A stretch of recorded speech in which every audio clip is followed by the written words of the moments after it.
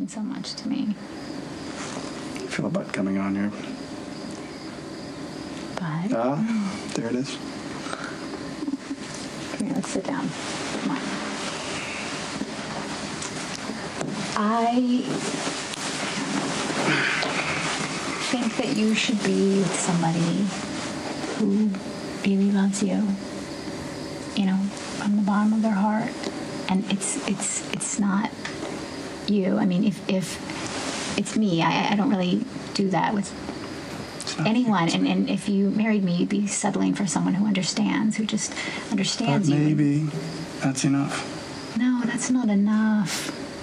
That's not enough for you. Huh? I mean, love should be, you know, someone who can't stop looking at you. Ever. Well, I can get that anytime I want. Just ask my agent. No, I'm just kidding. I think we should let's just take a beat. Okay. I love spending time with you so much. I love you know how much I love going to premieres with you. It's my passion. Yeah, I know. I can do. tell. Well, you'll never go to a premiere alone. Yeah. It's as many as you want to go. I loved talking to you and getting drunk with you. Let's do that now. The perfect package. Perfect woman here. Thank you.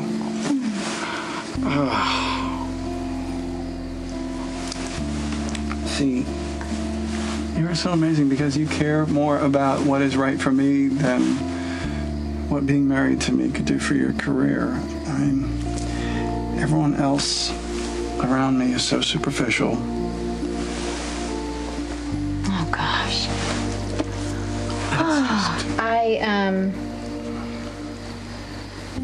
I'm not as selfless as you think I am. No. Too tough. I have an enormous ego.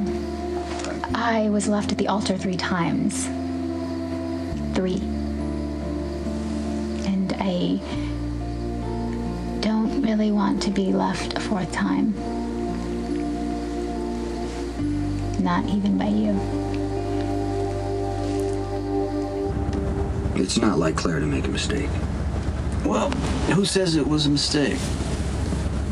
The plea bargain wasn't just for Michael's benefit. It was for Claire's also. It was a way for her to save face. She needed me in prison so she could go back to her bosses in Washington and prove that she was capable of doing her job. So why risk messing that up by adding a loophole? Think of it as an insurance policy. Claire felt guilty about what happened to Michael. The fact that you went to prison to protect him, she felt grateful, and she figured out a way to get you out after Claire Michael is was a federal released. prosecutor. She doesn't do favors without expecting something. So what does she want from you? Okay. How much longer is this going to take? Well, phase 2 of the Valkyrie's master plan requires extensive reconnaissance. Then you should get started. If the Jackal may once again voice his concerns regarding phase 1, specifically the effects it will have on Fair Lulu's fragile heart. Okay. Dante's breaking her heart. Not you. Yes, I realize. But if Dante does indeed cheat with his seductive songstress, I fear Fair Lulu may never recover. And as a faithful friend, that... Isn't it important for Lulu to find out the truth about Dante before she falls even more in love with him? This is for Lulu's own good. And you know what? If you want to be there to comfort her when you know she's going to be so sad, that's okay. So there's no chance the Valkyrie will limit her revenge to just framing the betrayer for corruption? Okay, yes, you know what's really important is that Dante loses his badge and possibly even goes to prison, but Spinelli, hey, we've got to get Lulu away from him. And Brooklyn's the perfect way to do it. Hello? Spinelli, it's Diane. Yes, how may the Jackal be of service? I thought you might like to know that Jason has just been released. Jason's being released from Pentonville? What? Jason's coming home? Well, after a stop off at the PCPD to drop off some paperwork, yes. Stalin. What? Stall him. I mean, I want to throw a party for him, so just tell him that he needs more forms to fill out or something. He's already left with Sonny. Hello? Hello? The refrigerator is full of Stone Cold's favorite beverage. Perhaps a banner would be in order? Can you handle that? You don't want any creative input? I just have something to take care of. Okay? Bye.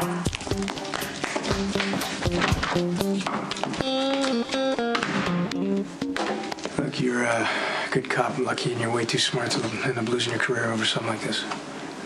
So are you. Who said I was involved in a cover-up? Look, the last thing I want is Michael back in Pentonville. And I'm part of the reason he ended up there in the first place. I followed the letter of the law, took you into custody, thinking the judge was going to be sympathetic. Instead, he slapped you with a sentence you didn't deserve. I'm not going to make that same mistake again, okay? If you're in trouble, I want to help.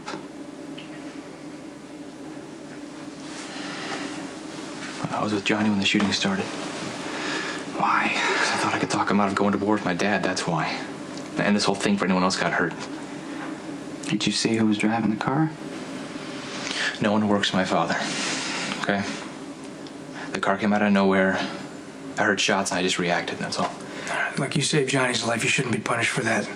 Ethan and Johnny covered for you. I mean, the eyewitness has now recanted her story, so that means there's no one to place you at the scene except for the shooter himself, and there's no chance of that.